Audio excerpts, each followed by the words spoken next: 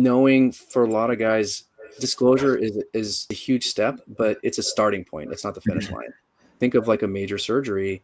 There's going to be a post-op period where your partner, it worse before it gets better. There's going to be a lot of healing. You know, you've unburdened yourself with this information, but now your partner needs to process. Just know that's normal, and it's for a season post-disclosure. But we had to establish this foundation. Now we can rebuild. But the house isn't rebuilt. We're going to rebuild it now.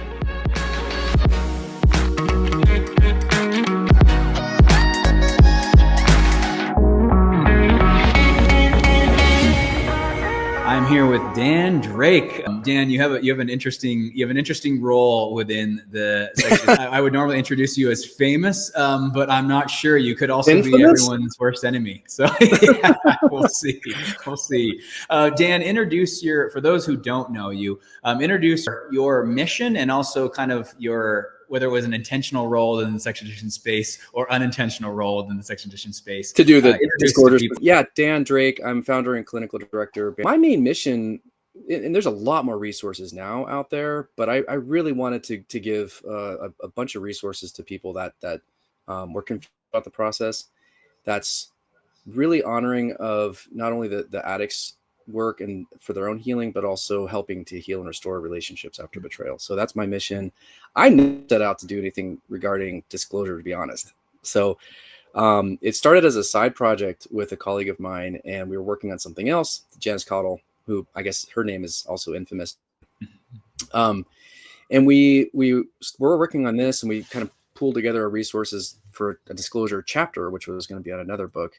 And we thought, hey, let's just put together a little workbook. You know, there's not one directly written to the client with kind of how to.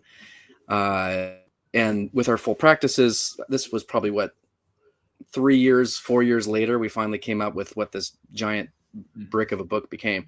So our goal, though, what we wanted to do was we realized every human being is different. Every couple is different. So our goal was to disclosure, the full disclosure process isn't a cookie cutter thing. I mean, it might seem like that because we have some different guides to it. What we wanted to do was say every couple's unique and what their needs are. Let's see what are the choice points along the way, and how do we facilitate those choice points and help the couple make a decision for what they want disclosure to look like. So actually, hopefully, to give more choices and power back to the couple to empower them on their own life. That was our goal. I don't know how it goes out practically for some, but that was our mission and our goal.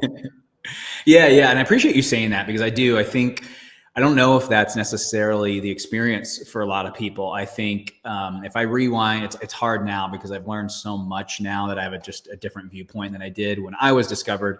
But when I was discovered, I'll be honest with you, Dan, it didn't feel like that to me. It felt like, hey, you need to do this. You need to do it this way. And it needs to be done in this timeline. And here's the book, and go do it. So that was definitely what it felt like to me. Now, in hindsight, I don't know if that was ever said either in the book or whatever. But you're still backed into a corner. What else are you going to do? Yeah. It just felt like that. So, and for those of you who are listening who do not know what disclosure is, in a nutshell, I'll explain my piece, and I'll have Dan kind of piece in anything that I missed. It's a process where you disclose essentially, I don't know, I don't want to say everything, but I guess everything if it's necessary. But you disclose, let's say, pertinent information that your therapist or your wife, or ideally you and your therapist and couples therapist have kind of come together and determined, hey, this information would be helpful to gain closure. And so the concept of a full disclosure process is that you are doing it therapeutically. So this is not done in your living room together. It's not done over multiple days. The whole point is actually quite the opposite. The point is actually to have it be done in a concise process, ideally during one session, or maybe over 2 days. There's a couple different facilities who do different things with that. But the goal is to keep it tight to the point where, hey, this information is coming out once. It's coming out in a therapeutic way. By therapeutic, what I mean is when you're telling your partner all of these things, which are really hard to hear, we're trying to deliver it in a way that really matches essentially what your recovery process is going to look like going forward. So we're trying to to put it into, I don't know, for lack of a better word, a medical way so that it can be worked on and pieced through later. Right. So, but it's a process that's typically, you create a full document. Most people are going all the way back to their childhood just so that your partner isn't under the impression that, this happened right when they married you, that you can show them that, hey, this has been in the works for a long time. But basically, you're creating this document, you're verifying its accuracy and completeness with your therapist. And there's a couple different ways that people choose to do that. And then you are reading it in front of probably your therapist. Everyone's in the room, and you read this document, and she finds out about everything that she wanted to find out that's helpful. And that's read. And Dan's book that he put together is a way that helps you do this in a way that is helpful, not harmful. Dan, what else did I leave out about the objectives? No, that was great. And even in what you said, I can imagine. I know there's probably points of view like sharing everything. Do I share everything? I think that part of it is we want to know, what does the partner want to know. As a CSAT, if I'm working with someone with an addict on this, I don't want to make decisions based on what I think the partner might want to know. I actually want to know what level of detail are we doing? Are we going back to the whole history? Most partners want to know, but sometimes they're like, I don't want to know what you did prior to our relationship. Well, I'm not going to force the partner to hear the whole story if they don't want to hear it. So part of it's determining, how do we get the information out there? So we have a new foundation. Basically, we're building a new foundation of honesty and truth, because the betrayed partner, they feel like they're free falling, and I don't know what I'm dealing with. It's kind of like, I sometimes use this example. And by the way, I'll go back up in a second. But if I go to the doctor, something's wrong, and then the specialist says, I'm 100% sure it's cancer. But we want to know all the details, right? We don't want to wait. We need to know. We need to do, it's cancer. What type? What stage? We want to know a bunch of details. I think disclosure is similar because the lies, deception, the betrayal has become a cancer relationship, and the partner needs to know what we're dealing with. And they, you as the person who's done the behaviors may know what you've done, but your partner, they'll ask all kinds of questions. They want to know the extent, and then some things that might seem totally outlandish things that they would want to know. So it's not unheard of. They're trying to figure out who were you? What am I dealing with? Who am I in relationship to you? So it's trying to figure out all that information to get to a new foundation that you can build back from. So let's dive into what I really wanted to dive into, and I'm so glad that you're here, because I want to do this with you. Before, I've wanted to do this with somebody, and I was like, no, I want to do it with Dan. Let's do it with Dan. So as you can imagine, all these questions that I have written down from a lot of the guys from our groups, they're disclosure. Guys have a different relationship with disclosure than maybe other people do. So let's get right to the first one, and obviously this is probably the most common, which is, come on, why do we got to do this? Like why does she actually need to know? Like, isn't this just going to torment her and torture her further? Isn't this going to blow? She already knows about the 3 affairs and the 1 prostitute. Why do I need to tell her about the other 24 prostitutes and that 1 other affair? Like, is this really necessary? Dan, I'll let you go first on that. I have some thoughts, but I want to hear your answer. It's a good question, and I get how scary it can be to even think about this, because no one wants to. Most people, if not everybody I work with, never set out to harm their partner. They didn't want to hurt their partner, the relationship.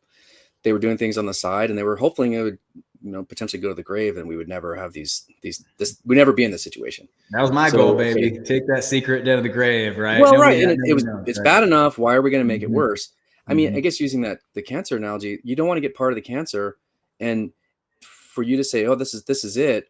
Like, the partner is there's still be something in them that's going to say, I don't know. I'm not sure. And if you don't have a foundation that says, hey, I think this is the firm foundation I can build from, they're left with questions, safety. They're starting to rebuild safety and trust, but then they're like, well, what's the extent of it? Who's safe in my environment? Were you acting out with my family members or friends? Like, where places are safe for me? So there's this, I mean, on some level, I get the question and the desire not to harm the partner, But usually what I found, usually that's, if I'm asking that, it's oftentimes more about self-preservation, because when I open up all this stuff, it is gonna create some harm. But the partner, what I found more often than not, and I've seen it play out over and over and over and over again, the betrayed partner says some version of, I can handle the truth. What I can't handle are the lies and consistent, deceptions. And when I see relationships crumble, almost always, I mean, sometimes it's the disclosure facts, but rarely. Usually it's about how the person comes about sharing the facts, but also it's if they continue to lie and deceive and continue to hide stuff. That's what kills the relationship. So it's kind of surprising. Maybe it's man brain versus woman brain. I don't know. Like many men I've talked to, they're like, I wouldn't either. There's no way I could stay after hearing that, which again, none of us would do if we did hear it. But it's more often than not, it's not the information that is what ultimately erodes the kind of intimacy in a relationship. It's the deception. Well, and I know if there's people listening who have not done it, I know, trust me, because I was in your shoes. I heard this. I didn't believe it for a second. Yeah, right. It's like this guy's full. Yeah, this guy's, Dan's full of it. He hasn't done as much of stuff that I've done. Right. And that's always the story is, oh, if I tell her more, then we almost got divorced before. If I tell her more, then we're for sure going to get divorced. Right. That's the story in your head. But I want you guys to listen to this and know this. I mean, I'm telling you the truth here from personal experience. And just for a little extra context, my wife, we're not religious people now, but when I met her, she absolutely was. And so a lot of those kind of like values are still stuff that she, even though we don't practice a religion, but a lot of those values are still there for her. And that was pumped into her head from her peer group and her parents. So I'm giving you guys that extra context well, actually, let me tell you this piece of information this will anchor the context I'm trying to give you. When I was reading my disclosure in like the 4th or 5th paragraph, the first thing was, hey, when I was first exposed to pornography. And then I kind of told her what my pornography habits were like from then and what they were like, at the before discovery. And her face, Dan, finding out that I had looked at pornography twice a week for pretty much all of our relationship, her face, I mean, just jaw dropped, flush, ready to leave me. And I was thinking to myself, I got 11 more pages that I haven't read, and they ain't virtual. Yeah. Right. And so my point of sharing that is, I just want you guys to understand that. So when I tell you the rest of my story here, you guys can understand that I actually have credibility to stand on. So that was my mindset, was like, I already thought she was probably going to leave me. Then right when she had that reaction to the first page, when I had 13 more pages to read, I thought for sure I was done. It was over. There was no chance that she was going to even entertain staying married. So, but kind of back to answering the question. What Dan said is so true. When I read everything, obviously it was shocking to hear. It hurt her feelings. The day or 2 or 3 or 4 or 5 or months after, it was stinging. She was having obviously visual thoughts and imagery of the things that I had done. That all being said, I 100% agree with Dan. After we made it past that point, it was not the stuff that I did. It was that I lied, and for how many times I lied and how long I lied. That was the piece. It was the stuff. I don't think they're really that shocked. They know guys are fairly sexual dudes. They know that we live in this culture. They know how accessible it is. So these women they're not stupid. They don't live under a rock. They understand what male culture is like for the first 25 years of our life. And so I think when they hear it, it's not that shocking. The shocking piece is that you were doing it behind their back and lying about it. And I think that's maybe what we don't understand. We focus on a lot of times, and I think it's maybe a male thing. We focus on the extent of the sexual behaviors. For the partner, the relationship rupture is that. Yes, of course, there's that part of it, but it's also, you presented yourself a certain way to me, and you lied to me to my face, or you hid stuff, or like you put me in danger when I was pregnant. You were having sex with an escort and unprotected potentially, and you came back and like you put not only me but our unborn, like our baby at risk at that point. Like there's part of that's also like you harmed me, you harmed our family, and I'm trying to make sense of that. And even though it's painful to hear, it also, what disclosure does is put some of the pieces together for the betrayed Mhm. partner. Like, oh, I didn't understand it, or you gaslit me, or you lied about something, and it didn't make sense to me, but I didn't have Mhm. another explanation. Now I know, and they'll start asking questions like very specific sometimes. Mhm. On that vacation such and such place, Mhm. and you were just a asshole to me, and I saw that this thing happened. Like, what was going on then? And then Mhm. when you say, yeah, that was a time I was acting out, and they're Mhm. like, okay, it actually helps them put together some of the pieces of their own intuition that they didn't get before. And yes, that's painful, but part of them is like, okay, I knew something was up. I just didn't know what it was. Mhm. And Mhm. I didn't know how to understand it. Mhm. Or if I knew pieces, it wasn't the whole story, or, it was Well, and they misled. assume the worst. I think that's always my, the classic argument from guys is, um, oh, I'm going to give her this information, and then she's gonna be wondering. It's actually the opposite. They are assuming you've had more affairs than you're telling. They're assuming that you are finding ways of bending the information that you're giving them to sound like. So that's the assumption. And so the nice thing about the full therapeutic disclosure, I chose to do a polygraph with mine, and the Which is a reason that whole thing, by the way. what's that? That's a whole other conversation topic Oh too. yeah, trust. Oh yeah, yeah, that is, and I actually don't want to get into that Okay. because I have thoughts and feelings about that. But I actually did have that, and the nice thing about that is, again, a lot of guys are like, "Whoa, polygraph! That's such a violation of your humanity. I can't believe you would do that. That's ridiculous." Here's the thing, though. In the end, I wasn't thinking about any of that. It was, how do I give my wife the confidence that there's not something more that she doesn't know? Because again, guys, for those of you who've been in the situation, it just sucks. It's so hard to heal when they're assuming there's more affairs, there's more secrets. It's just, they can't, for them, it's really hard for them to even take the first step towards recovery when it's like, what else don't I know? Right. You Right. can imagine that. The other thing I wrote down, Dan, when you were talking was, the the the disclosure process. The reason that I think that it works and that my wife and I reap the benefits of it was, it really showed my wife how sick I was. I think the problem with not doing a full disclosure, or not doing it therapeutically, and not really actually, kind of working through Dan's workbook and kind of hitting all of it, is, there's the risk that you just look like an asshole. And Right. because I do, there's a point at the end of Rob's book that is so true. He talks about a couple who he came home and he decided, you know what, I'm just going to get all this off my chest, and they got divorced. She served him the very next day and was like, see you later. The irony too is, had that been done therapeutically, you really do. It changes the tone. It's not, oh, hey, I slept with her. I just wanted to get that off my chest. I don't know, that Like might my end in series of divorce. conquests or exploits or Yeah, something. yeah, exactly. Yeah. Whereas, when it's done in a therapeutic container, it's very much like, hey, I've sat down for months with my CSAT on this. We've really, here's all the pieces. Here's where they go. Here's some of the connections that we've been able to make thus far. And it really does. You look like a sick person. And what that does is it invites something that I think isn't there when you do a backyard disclosure. I think when you do it this way, it invites this little bit of grace of, man, maybe this guy is sick. Maybe this is an illness and he's not just a womanizing asshole. And I think that's where I think that's where it accelerates. Because here's the other thing for all you guys who are like, oh, this is going to harm our recovery. I don't want to do this. She can't handle the truth. She's going to be haunted forever when she finds out all the things that I've done. I hear that argument. And at the same time, I also think you guys will stay in limbo potentially for way longer not doing it. What is your thoughts on that, Dan? Yeah, that's a really good point.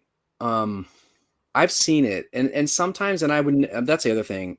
I'm never going to force a disclosure on a partner who doesn't want it. So some partners, actually, I mean, many partners do say they want it, but I wouldn't force it if they're saying no. I've seen, though, sometimes those partners that are like, I can't, I don't want to know. Sometimes it's even years later that they're able to kind of, you know what, actually, there's still stuff here that I can't get over. And then sometimes years later, after you think you're in a different space in your relationship, they kind of go back to some of those pieces. Yeah, Not always they ask for a disclosure after 2 years. I've seen it all the time. Yeah. 6 years later, and you're like, wait, and that's really, really, I honestly, it may not feel like it to anyone that's in it in the beginning when it's messy and volatile and intense. They sometimes envy the people that their wife or partner is very like calm and supportive. Some partners stay that way, but there's some that are like, it just takes it's a matter of time before they're saying, wait, what's going on? What happened? And then it comes up. So someone's getting through it. And most backyard disclosures aren't full and complete with support. They're usually staggered. There's curated information. It's not the whole deal. It's also too, there's something about the disclosure process that I don't think we think about. And a lot of men, we focus content, not process as much. But your partner's not only looking at the words you're saying, but how are you saying them? The process. Are you, because often that gives a lot of information too. That's the behavioral truth. Are you coming in then defensive? Are you shut down? Are you avoiding it? Are you kicking the can down the street? Are you kind of half-assing it? That says, okay, says maybe, my needs for safety and information aren't that important to you. So I may need to do some things to distance myself because I'm not feeling safe or supportive. So some of it, like you go through it. No, and I get it. Nobody's first choice is to do a full disclosure, or it can be. There's a lot that's involved in it. It's really difficult. We can't sugarcoat that. And most of our core beliefs say to do just the opposite, like sharing this stuff. If people really knew all of it, there's no way they would stay with me potentially, like that stuff. And trust me, that it's the opposite, that, sharing the truth will keep your partner there. But it is true, because what ends up happening in disclosure is the partner starts to see, even if the information's painful, but he was willing to be fully honest. He was willing to do what I needed. He was willing to go to whatever lengths to help me heal. It's actually trust. It's weirdly trust building. It's trust building at a time where you're talking about how you breach trust. So that part's confusing for the partner, but there's a point where they're like, but he was willing to do it. He's willing to do it and go to the full lengths to it. And there's something about that moment that I think there's something that starts a different kind of repair process that I've seen. Well, and on the topic of disclosure, kind of what you're talking about, there's the wife disclosure, a partner disclosure, sure, but there's other disclosures that we discussed, right? How is this, if there's kids, how is this disclosed to the children? Is it disclosed to the children? In-laws, parents, the extended family. So, but on that topic, because that's frightening for a lot of people. And I'll tell you this, Dan, when I did my disclosure to my wife's family, we actually did it. Everyone was there. So her siblings were there. Her siblings' partners were there. And then her mom was there and her dad was there. I'm trying to think if anybody else is there. So everyone was all there. And my wife was sitting next to me, which I think is important. She was my partner in that room. And I took care of the whole thing. My wife didn't speak at all. I went, and I didn't go into the details that I did with my wife, but I went all the way back. I said, hey, here's kind of the stuff that went down in childhood. Here's kind of how some of those patterns went. Here's somehow those things progressed to some of the things that were compulsive and things that I wasn't proud of, that I hid. And then unfortunately, when I married, your daughter, your sister, some of that didn't stop. I told myself a story that, we'll get married and then I'll cut this out. And I did. I didn't do it for 7 months until I did. And then I did it again and again and again. And, but I really owned what I did. I owned what I'm doing. I educated them about the sex and porn addiction world and the space. I talked to them about the treatment options that are there available. I talked about the ones that I've already done, the ones that I'm doing, and the ones that I'm going to do. But I really owned I owned what I did. I owned my past. I own my present, and I own my future. And I just want to say that to all the guys, because I'm kind of what Dan said it there of trust building. During portions of the story, they were crying for me. And this was before I even got to the point of my, they knew, they didn't know, but they knew where it was going. But when I was doing it, there were tears in the room for some of the things that I had to deal with in my life. And so my point is, yes, I do think it built some trust with my wife, but I think every time I have owned it, I know the story we have in our head is that, we're going to say this to the kids or the in-laws, and it's going to be over, and then everyone will want to talk to you again.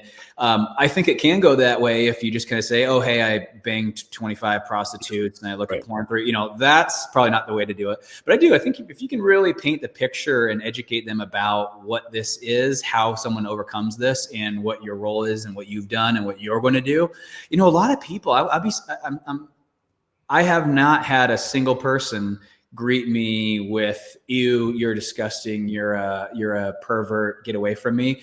That just hasn't been usually they ask another hour or two's worth of questions. Yeah, some for me, but a lot about the sex and porn addiction field and just the problem itself, because a lot of people don't know anything about it. But I wanted to hit on that, Dan, because a lot of people see it as a destruction of trust, a destruction of the family. I think if you are careful and you do it well and you do it right, and you're at a position in your recovery where you can really own it, because I think a lot of guys probably can't really have that conversation until you're about, I don't know, honestly, probably a year in, to be completely honest. And so, and for those who's, if your wife is, and Dan, I'd love to have your feedback on this. If your wife's kind of pushing that, hey, this needs to be told to my parents, this needs to be said to my kids. I hear her. I don't necessarily disagree with her, but Dan, I'd love to hear your thoughts. I definitely think the guy needs to be in a position where he can actually do it and do it well. And I don't think that happens for actually a good amount of time. So yeah, what are your thoughts on that? I wasn't even prepared to go there. That's great. Let's do it. It's such a good point. And this is it's so tricky. And I appreciate you bringing it because, yes, ideally we'd be able to wait. If the person can't own it, if it's forced, and if it feels what we don't want, what you showed by what you demonstrated, you showed your history, but it wasn't a victim narrative. And it, yes, we can empathize with you, whatever you've gone through, but you didn't took responsibility. You talked about what you're doing. You talked about, what your future was. Your wife was sitting there with you, and it wasn't like we're trying to manipulate the experience or something. So all those things are really important. I've seen some people they get forced into it, and then it comes across this sort of victim-y, like, your mom made me talk to you feel, and that's not going to go well, because then we got divisions. We've got divided loyalties potentially. We don't want to do that. You want to have as much unity as possible if that's the case. I think there's ages and stages too. So if you're disclosing to family, let's say it's extended family, your wife's family, or if it's your kids, we have to take into consideration certain things. Is it, Discovery November, and we've got this big family trip coming in December where we're all going to get together, and we're just not either going to go, or things are going to be different this year. Maybe they need to hear something. It might not be the full disclosure, but we're going through some stuff. I've really hurt, so-and-so, and there might be some pieces of that to share. And maybe you do it later when it's more really carefully planned out. I feel like those, you have to tell your boss, or you have to tell your best friends, or you have to tell so-and-so. And it's like, I get it, but those things, I mean, if it's done under duress, isn't going to offer the kind of spirit that we want. With the kids though, that's a trickier one too, because if you do have kids, I hear a lot of couples, they've really tried to do everything they can to not have the kids be involved in this. It gets messy sometimes, but they really try to protect the kids. Kids in the house, they know something's up. Like, we were all kids at one point, right? I feel like somehow when we become adults, we think our kids are stupid. Maybe I'm wrong, but like we think, oh, they don't know, I protected them. They know. Even if there's not a screaming match, they can feel something. So I think at least owning it. What you don't want to do is gaslight your kids. No, we're fine. Nothing's wrong. Know something's wrong. So especially if they're asking questions, if you're seeing some changes, I think addressing it. You don't have to share the whole story, and especially if it's young kids, you don't have to share anything about the sexual part of it or betrayal, but something that addresses that there's something going on. We're working on it. The kids didn't part of it. There's nothing they did to cause it. They don't have to worry. We still love you. Nothing's going to change. Like all those things that are important.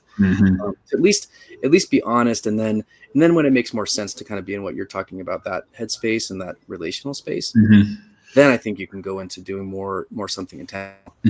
Well, I think you brought up something that we should have probably brought up earlier, which is the pace of this. There is definitely, my wife, Gosh, we did disclosure 2 weeks after this. I mean, and even despite all counsel, everyone said, "Hey, you really need to go through this." Yeah, and they all warned her. And so what happened? There was it wasn't well, let's be real. It was a trickle. It wasn't an actual trickle, but it was a trickle. So what happened was I withheld a level of detail piece from one. So the incident was disclosed, but I held back a level on one because I was like, well, I checked the box. It's there. We know it's been disclosed to her, but I'm not going to tell her. I don't want to tell her that part.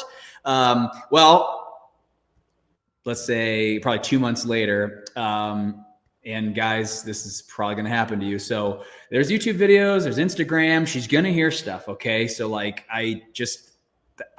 she's going to hear stuff.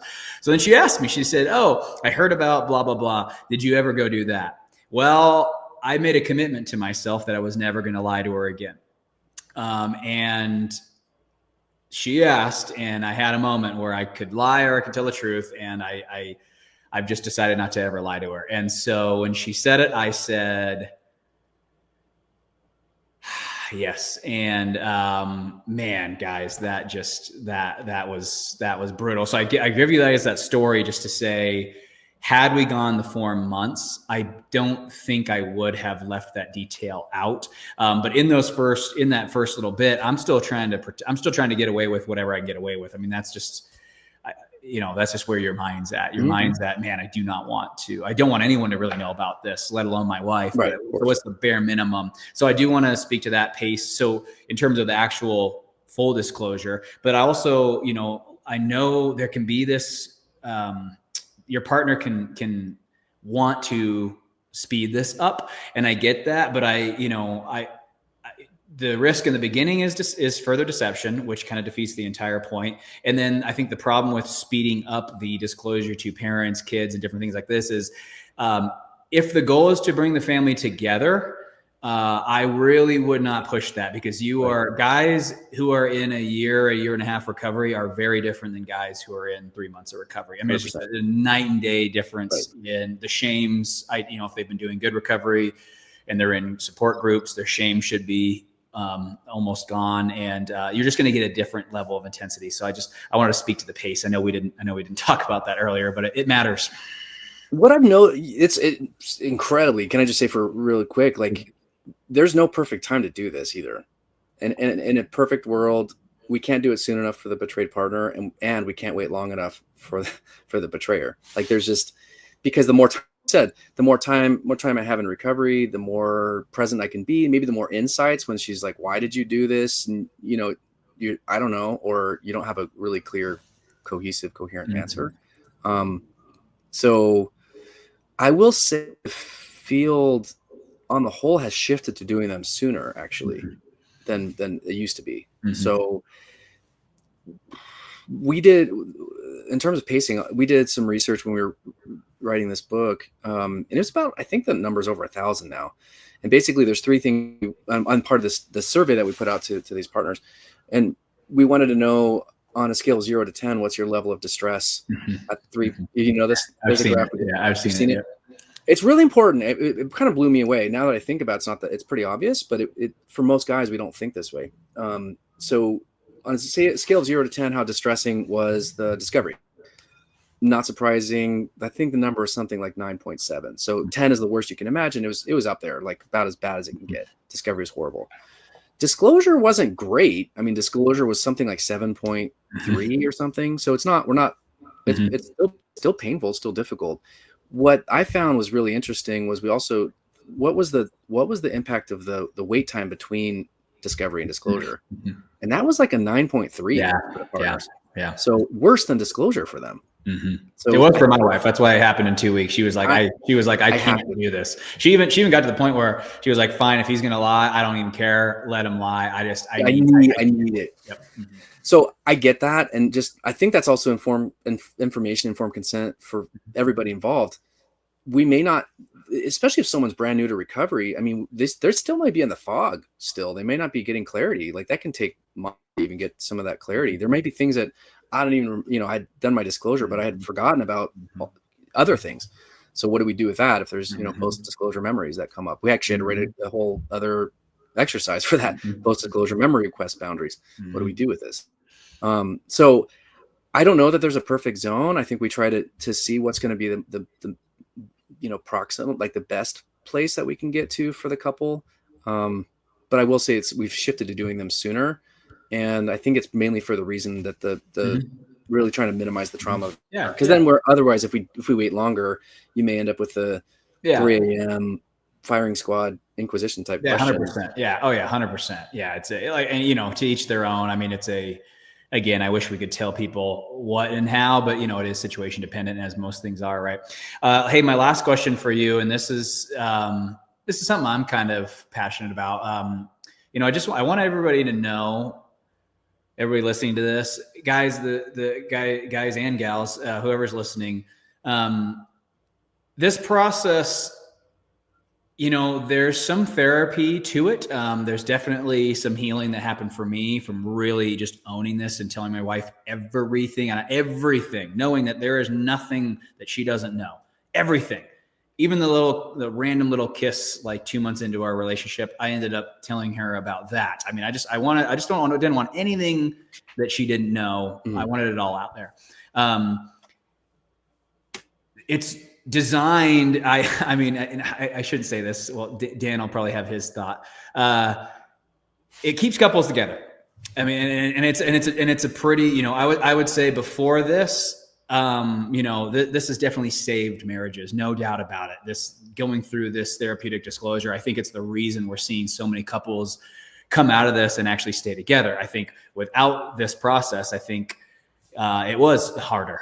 It definitely, you looked more like an asshole. There was a lot of questions. It did last a lot longer. It didn't end. The first year was, you couldn't even start recovery. It was just all bad all around. So I want to tell everyone this process, while you might have your thoughts and feelings about it being not great, bad, traumatic, inhumane, whatever you want to call it, it's serving its purpose, and it really is helping couples get to a place where they can move beyond this. I think without it, I do think that at least from my experience of the people who have not done a full disclosure, it seems to either lead to a divorce or a very long, drawn out process. So I want to preface this with the energy is to save the marriage so that you guys can get to a place where then you can actually start growing, recovering, healing. So I know the process looks horrible. It's like, well, who invented this? This is torture. This just exists as a justice move for the women so they can get their one up.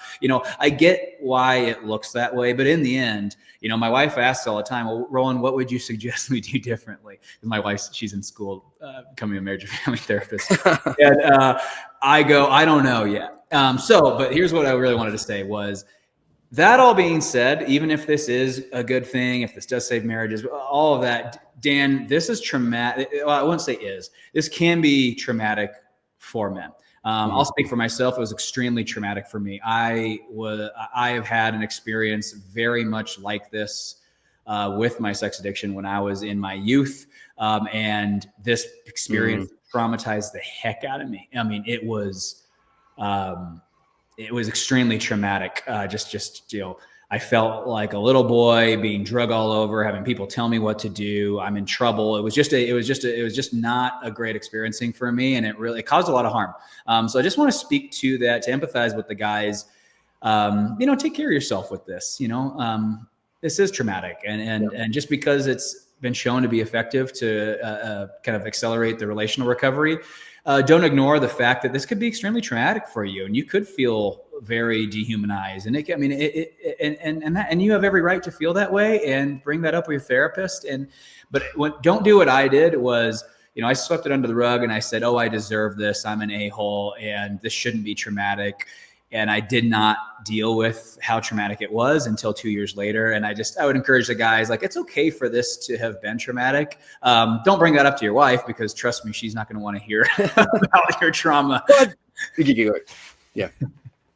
But do bring it up to your therapist, because and I appreciate you saying this, the point, and sometimes there's, I'm sitting with maybe 2 therapists in the room facilitating this thing, feel very shameful, like public shaming.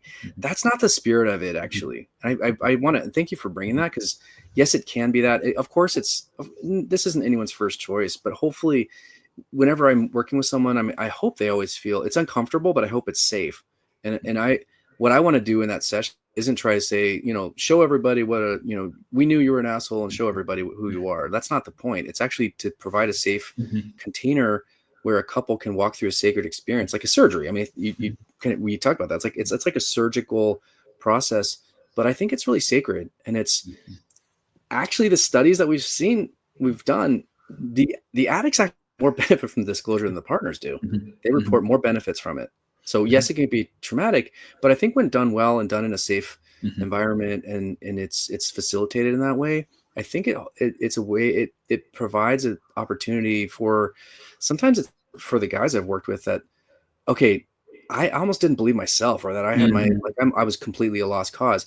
Okay, maybe throw a polygraph in there. They pass a polygraph. Oh, maybe I can believe myself. Maybe I can, there is something about those moments that I did something that was really difficult, but I walked through it in a safe way. So yeah, take care of yourselves. It can be really, and it's sometimes doesn't feel safe. And what you get from your partner may be difficult to hear. Like they may have some thoughts and feelings that can be really, really difficult. So, I think it's a really good point. I do also want to emphasize going into it where I've seen two things, where it can go really badly, or when it can be more successful.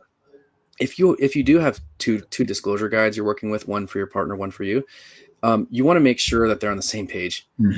Hopefully they're working from a similar model. That was one of our passions with doing these workbooks, is in training. We're actually training therapists and coaches. Hopefully that, we all can have different approaches, but are we working from vastly different approaches? And then it becomes, I've seen therapists get in power struggles in a disclosure session in front of the clients. Like, you don't want that. That's not the environment. That's safe. That's not the way we want this. So doing it there. Also, knowing for a lot of guys, disclosure is a huge step, but it's a starting point. It's not the finish line. So just think of like a major surgery. There's going to be a post-op period where your partner, it works before it gets better. There's going to be a lot of healing. You've unburdened yourself with this information, but now your partner needs to process. They may have some more, I was going to say extreme, but more boundaries that they need for the moment. Like, I don't want you to touch me right now unless I initiate it. And that might be, whoa, we take a huge step back. Just know that's normal, and it's for a season post-disclosure. But we had to establish this foundation. Now we can rebuild. But the house isn't rebuilt. We're going to rebuild it now. So I think sometimes I've seen people come into disclosure expectation. Okay, do this what she wants, and then we'll go back to the way things. When it doesn't happen that way, it can be really. It can go really badly. Yeah, and I appreciate you bringing that up, Dan, because I think both of those narratives are common narratives. I think a common narrative is, oh, these people just they're just trying to torture me. This is a justice play. This is, and when you say that story, when you're in there, it will be traumatic, because instead of feeling the sensitivity but to your point, Dan, I mean, I've met hundreds of CSATs, and I have not met a single one that is in this industry to get back at guys. I mean, that's just not when we're in that room, the energy is, I know how awful this is. And if anything, their heart's breaking for everybody. I mean, it's not a fun, I know a lot of therapists who have backed off on how many disclosures they do, because it's just too heavy. Some say I don't do it. I'm not. I won't do it anymore. Yeah. So Dan, any parting words in terms of, if for those listening who have not done a disclosure, what are you guiding people towards right now so they can prepare for that? Are you guys working on anything? Where do you want to direct people towards to help them out? Yeah, we have. So if you already have your support person, great. And you have groups too, so that's amazing. Like you have support. There are people, if you want, we have the workbooks that we've written, that's helpful. We're working on, in all our spare time, we're hoping to put together some other resources to help walk couples directly through disclosure, maybe even more of a group format of people preparing, to get more support along the way. So that's something that's coming. It's not here yet, but our heart is to help couples this well. So I guess I would say, so there's disclosure guides that we've trained on kintsugirecoverypartners.com. There's a list of disclosure guides, but I guess I would just say, if you're preparing, make sure you're willing to tell the whole truth. Mm-hmm. And if you're willing to do that, that's going to go big. But also it's not just the information. Work on your heart too. If you can show up with a posture of strength through vulnerability in this, that's really hard to do, but that's so big, because an openness and open heart to this, instead of kind of bracing for the attack that may be coming, which is pretty normal, pretty human. If you can come and say, here I am, this is what I've done, take responsibility, and really try to work on that shame so you can show up in that room, that'll go it'll provide the best possible experience. I know that's, again, really hard to do, but just, I'm rooting for you, because this is a huge thing. Like that's stepping up. It's honoring yourself. It's honoring your partner, your relationship. To me, this is how you recover yourself. It's how you recover your relationship. It's huge. It's scary and it's difficult, but my heart's with you for doing it. Yeah. Thanks, Dan. I think my parting words will be, I know you're going to think that this is going to ruin your relationship, but for the guys listening, just to understand where these ladies are at. In my groups, I would say 30 to 40% of the guys have been able to stop it at virtual and have not crossed the flesh line into physical It doesn't matter. The wives, it doesn't matter if it stopped at porn or if it's gonna, the partners are pissed on both sides just as bad. In fact, I have some partners who are more upset and threatening the end of the relationship, where the husband has been able to successfully limit the porn use to like 15 or less instances. But my point of bringing that guys up is, guys, it's not so much what you did. It's the fact that they're sleeping next to a liar. And I think if you found out that your wife went to a guy's house and she goes there once or twice a month, they drink wine and watch movies together, they haven't done anything physical, they've never kissed, but she hid it from you and then came and laid into next to bed with you, I promise you would be livid that she was having an emotional relationship with this guy, even though nothing physical has happened. So my point is, the level of details matter. It's the fact that you are lying and coming and crawling into bed and trying to get away with something that I don't know. So that's what I'd say to the guys. It's not what you've done.